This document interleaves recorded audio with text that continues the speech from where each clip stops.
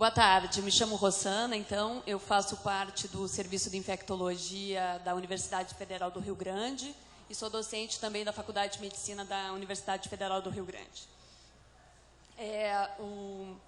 Apresentar então o perfil molecular do PEG vírus humano em indivíduos convivendo com HIV no extremo sul do Brasil. Este trabalho foi apresentado como tese do doutorado da doutora Luísa Mota. Só um minutinho. Em parceria, então, com o Programa de Pós-Graduação em Ciências da Saúde e o Laboratório de Genética do INCA, coordenado pelo Dr. Marcelo Soares. Bom, eu vou contextualizar um pouquinho o Rio Grande para vocês saberem de onde se partiu, de onde estamos falando. Então, Rio Grande é um município brasileiro que está localizado no litoral do Rio Grande do Sul. Tem uma população em torno de 211 mil habitantes e ele está situado no extremo sul do estado, entre a Lagoa Mirim, a Laguna dos Patos e o Oceano Atlântico. O nosso serviço ele foi fundado em 1990, ele está vinculado à Universidade Federal e à Faculdade de Medicina. Ele é referência no sul do estado para 21 municípios. Em 2017, nós tínhamos 4.030 pacientes cadastrados com infecção pelo HIV e a taxa de infecção HIV é de 61 casos a cada 100 mil habitantes. Nós temos uma característica diferenciada em relação ao restante do Brasil, em que se predomina o subtipo C e a transmissão heterossexual. Bom, quanto ao PEG vírus, esse vírus que foi, pode-se dizer, recentemente descrito, foi descrito em 1967 por Denhout e colaboradores, ao se investigar o soro do indivíduo que fez uma hepatite aguda pós-transfusional. Depois ele foi denominado vírus GB, que eram as iniciais desse paciente que fez essa hepatite pós-transfusional. Depois vírus da hepatite G, GB vírus tipo C. E em 2016 o ICTV denominou como PEG vírus humano tipo 1. Ele pertence à família Flaviviridae, ao gênero PEG vírus. É um vírus RNA de fita simples. De transmissão parenteral, sexual e vertical, ele tem um tropismo por linfócitos T, linfócitos B, monócitos e células natural killer. O diagnóstico é feito por métodos moleculares, o PCR, por nested, por anticorpos anti-E2, que é uma proteína de superfície, porém os kits comerciais não são disponíveis. A cronificação ou a persistência do PEG vírus varia entre 25% a 50% e está relacionado com o status imunológico. Bom, quanto à magnitude do vírus do PEG vírus humano tipo 1 no mundo, essa foi uma meta-análise que foi desenhada por Moll e Stampleton e foi publicada em 2009, e a prevalência varia de 0,5 até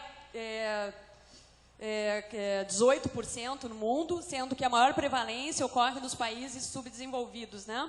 No Brasil, a gente tem uma prevalência de 5,5% a 14%, isso em doadores sadios em bancos de sangue.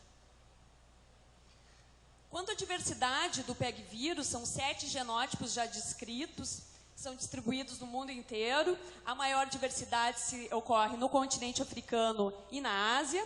No Brasil, já foram descritos os genótipos 1, 2 e 3. E algumas controvérsias em relação ao PEG vírus, em relação ao tempo de infecção.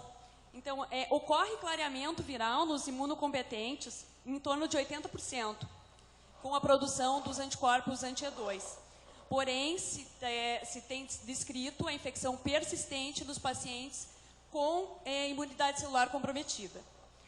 Quanto à patogenia, tem alguns benefícios, pode-se dizer, entre aspas, antivirais, que foram observados nos pacientes co-infectados com HIV, co-infectados com Ebola e co-infectados HIV, HCV e PEG vírus.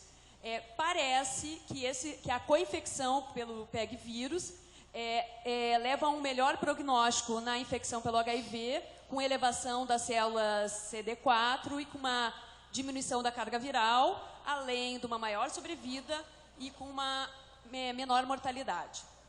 Porém, esse vírus está associado com a esclerose múltipla, com encefalite grave e com linfoma não Hodgkin, além de outras neoplasias hematológicas. Então, quais seriam os possíveis mecanismos de interação entre o PEG vírus e o HIV?